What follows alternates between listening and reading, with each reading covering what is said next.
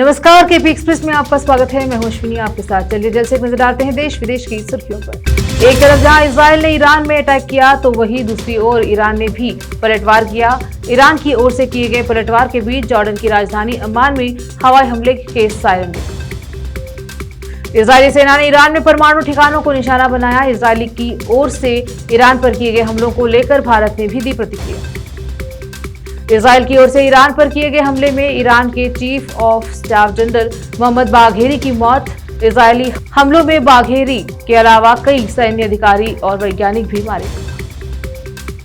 Thailand में air India के विमान की इमरजेंसी लैंडिंग हुई। बताया जा रहा है कि बम की धमकी मिलने के बाद थाईलैंड के फुकेट एयरपोर्ट पर इस बार विमान को आपात स्थिति में उतारा गया। ईरान पर इजरायल की ओर से किए गए हमलों के बाद पश्चिम एशिया में जंग कभी भी भड़क सकती थी। इसी बीच ईरान ने इजरायल पर पलटवार किया। इजरायल ने ईरान के परमाणु संयंत्रों पर जोरदार हमला किया। इस हमले में ईरान के 4 शीर्ष परमाणु वैज्ञानिक भी मारे गए। इसी के बाद ईरान के सर्वोच्च नेता खामनेई ने इजरायल को चेताया। अहमदाबाद प्लेन क्रैश हादसे के बाद पीएम मोदी आज घटनास्थल पर पहुंचे। इस हादसे में गुजरात के पूर्व सीएम विजय रूपाणी का निधन हो गया। बीजेपी के कर्नाटक पुरकायस्थ और असम गण परिषद के बीरेंद्र प्रसाद वैश्य असम से राज्यसभा के लिए निर्विरोध चुने गए। दिल्ली समेत देश के कई राज्यों में मानसून समय से पहले पहुंचने वाला है। मानसून 22-23 जून तक दिल्ली पहुंचने की संभावना। प्लेन क्रैश हादसे के बीच दिल्ली में रेल दुर्घटना, पटरी से उतरी ट्रेन की बोगी। एयर इंडिया प्लेन हादसे में जावेदी और उनकी पत्नी समेत परिवार के 4 लोगों की मौत। वह अपने परिवार के साथ लंदन जा रहे थे।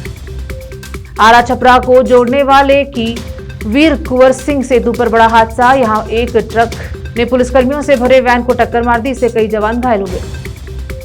राजा रघुवंशी मर्डर केस का पूरा सच आएगा सामने। सोनम और राज कुशवाहा का नार्को टेस्ट कराने की मांग। छोटे से कमरे में शुरू की सपनों की उड़ान, एयर होस्टेस बनी तो परिवार से मिलने गांव आई। लौटते समय प्लेन क्रैश में मौत।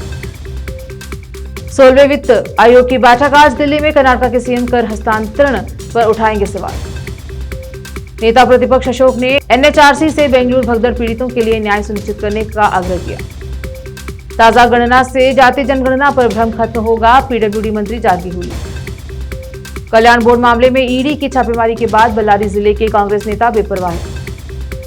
कर्नाटक के मुख्यमंत्री ने आंध्र प्रदेश के मुख्यमंत्री से कहा, कर्नाटक के आमों पर प्रतिबंध से जवाबी कदम उठाए जा सकते हैं।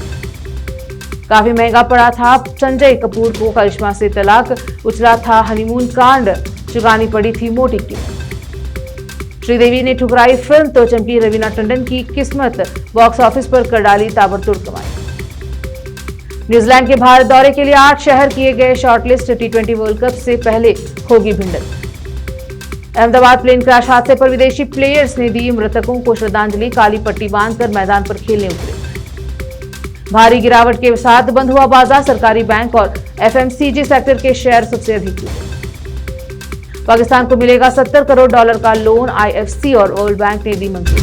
केपी एक्सप्रेस में सिर्फ इतना ही। फिर मुलाकात होगी अन्य समाचारों के साथ। देश विदेश और स्थानीय समाचारों के लिए देखते रहिए केपी न्यूज़ 24/7। अधिक जानकारी के लिए चैनल को लाइक, शेयर, सब्सक्राइब जरूर करें। धन्यवाद।